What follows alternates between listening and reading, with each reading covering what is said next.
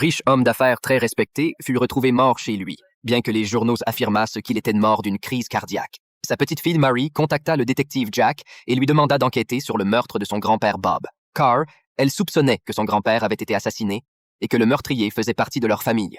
Elle fit appel à Jack car ils avaient été autrefois en couple, bien qu'ils se soient séparés, pour certaines raisons. Jack hésita d'abord à accepter car tout cela n'était que la simple supposition de Marie. Mais par respect pour leur passé commun, il accepta d'aller au commissariat pour chercher des informations. Le chef de la police était un ami du père de Jack de son vivant et il était lui aussi préoccupé par l'affaire de la mort de Bob.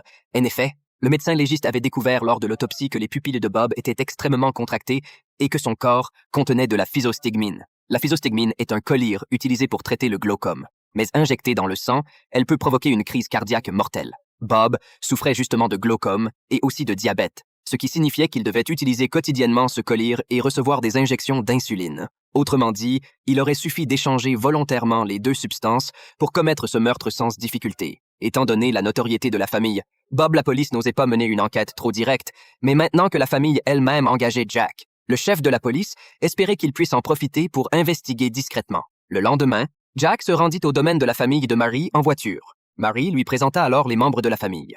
Bob avait 2 fils. Tom, le père de Marie, et Carl, son oncle Marie, avaient aussi un frère et une sœur. Quant à Carl et son épouse, ils n'avaient pas d'enfants.